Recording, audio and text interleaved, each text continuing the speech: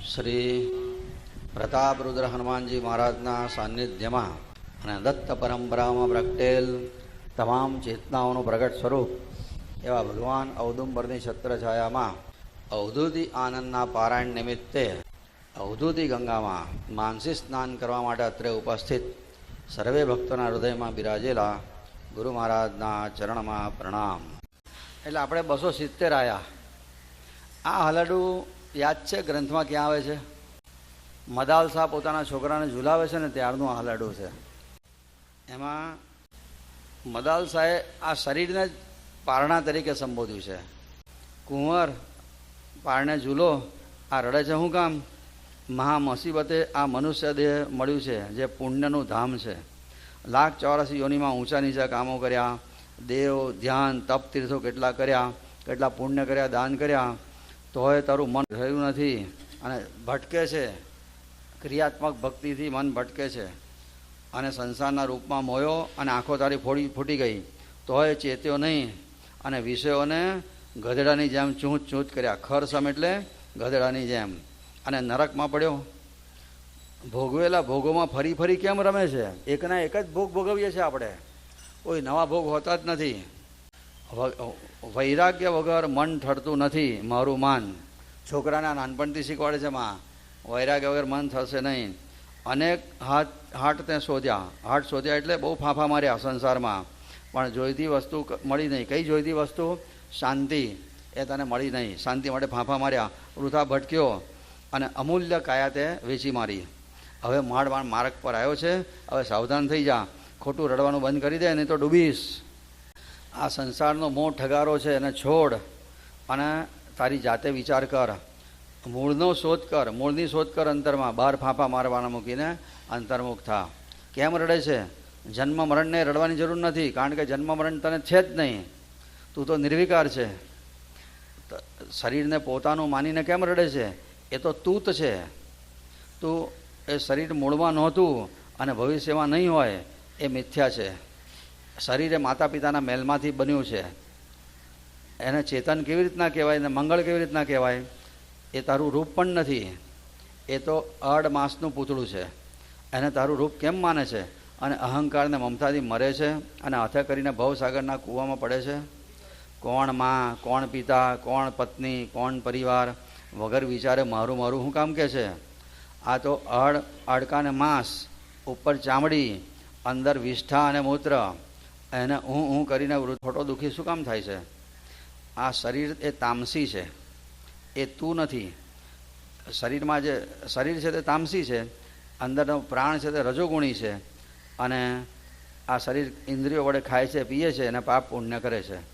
તું એનાથી વિલક્ષણ એટલે જુદો છે અને નિર્લેપ છે. તારામાં કર્તૃત્વ નથી, ભોક્તૃત્વ પણ નથી. તું તો કાળનો પણ કાળ છે. જ્ઞાનેન્દ્રિયો, મન, બુદ્ધિનો તું સાક્ષી છે. સત્વ સાક્ષી એટલે શુદ્ધ સાક્ષી છે.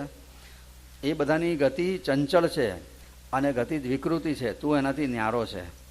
તું જ્ઞાનેન્દ્રિયોમાં રહી અને કરે છે જ્ઞાનેન્દ્રિયો, અને હું કરું છું અભિમાન કેમ કરે છે?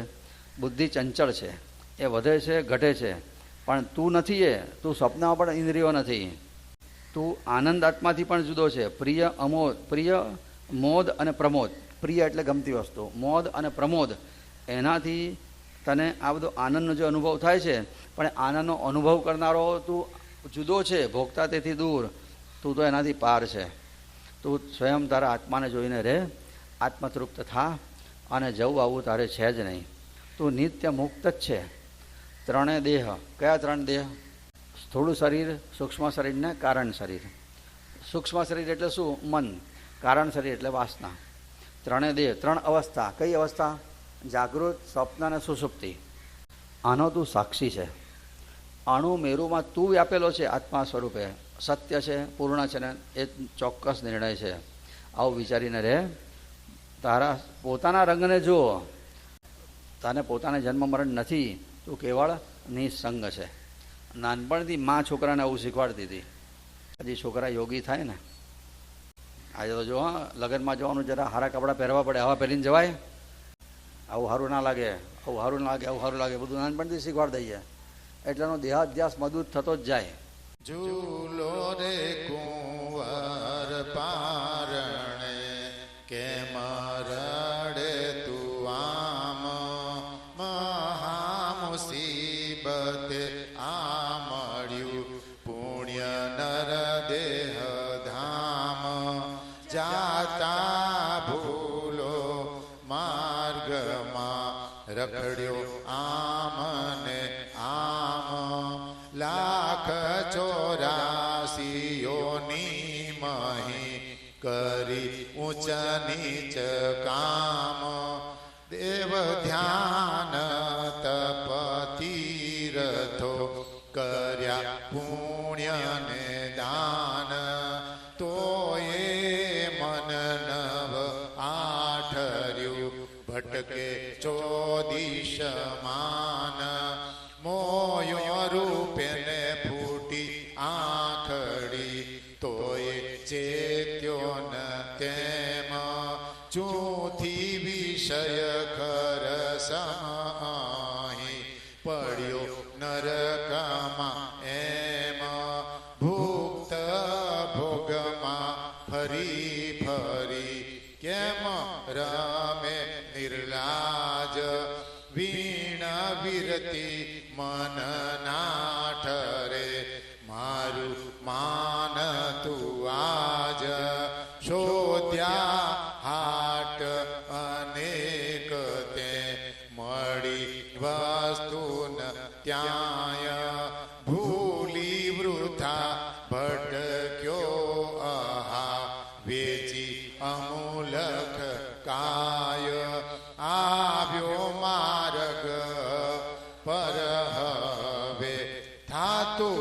સાવધ તેમ છોડી રુદન નીર આવ્યો માર્ગ પર હવે થાતું સાવધ તેમ છોડી રુદન નીરર્થ નહીં તો ડૂબી સએમાં મોહઠગારો છોડ આ કરી સ્વયં વિચાર શોધ મૂળની જ અંતરે મૂકી પાપા બહાર કેમ રડે કહે અરે જન્મ મરણ ને એમ એ તો તુજને સ્પર્શે નહીં નિર્વિકાર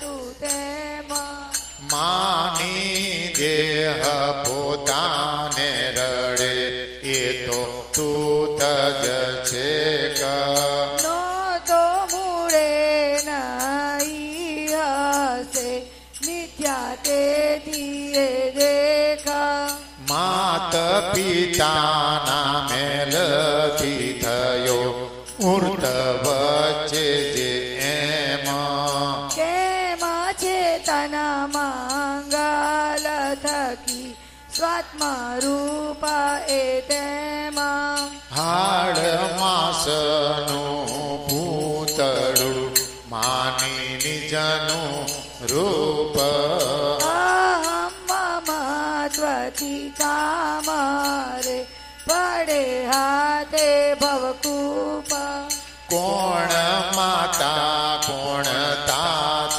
છે કોણ સ્ત્રી પરિવાર વણ વિચારે કા કરે મારું મારું હે બાળ હાડ માસને ઉપર ચામડું અંદર વિષ્ઠાને મૂત્ર હું કરીએ ને વૃથા થાય દુઃખી કા પુત્ર તામસ દેહ તું નહીં પ્રાણ રજો ગુણ તેમ થાએથી હે ઇન્દ્રિય કરે કરે પાપ પુણ્ય એમાં એથી વિલક્ષણ તું નકી કેવળ નિરલેપ બાળ કરતું ભોક્તૃત્વ તત્વ તુજમાં નહીં, તું તો કાળનો કાળ. જ્ઞાનેન્દ્રિય મન બુદ્ધિનો સત્વ સાક્ષી તું જાણ. ચંચલ એ ગતિ વિકૃતિ, જાણનારો તું માન. જ્ઞાનેન્દ્રિયો મારહી કરે, કરું એ અભિમાન. ચંચલ બુદ્ધિ વધે ઘટે નહીં. પ્રિય મોદ પ્રમોદથી ભાસે, આનંદ આત્મ જેહ. ભોગતા દૂર તે તુજ થકી, તું તો પારની સંદેહ. જોઈ સ્વયં સ્વાત્મા રહે, આત્મરૂપ તું કેમ. જવું આવવું તુજને નહીં, નિત્ય મુક્ત તું એમાં. ત્રણે દેહ ત્રણે અવસ્થા, સાક્ષી કેનો તું પાર. અણુ ભેરુમાં વ્યાપી રહ્યો, સત્ય પૂર્ણ નિર્ધાર. એમ વિચારી રહે સદા, જોઈ સ્વયં સ્વરંગ. જન્મ મરણ તુને નહીં, તું તો કેવળ નિસંગ. ઝૂલો રે કુંવર પારણે, કેમ રડે તું આમ. મહામુસીબતે આ મળ્યું, પુણ્ય નર દેહ ધામ. અવધૂત અચિંતન શ્રી ગુરુદેવ દત્ત.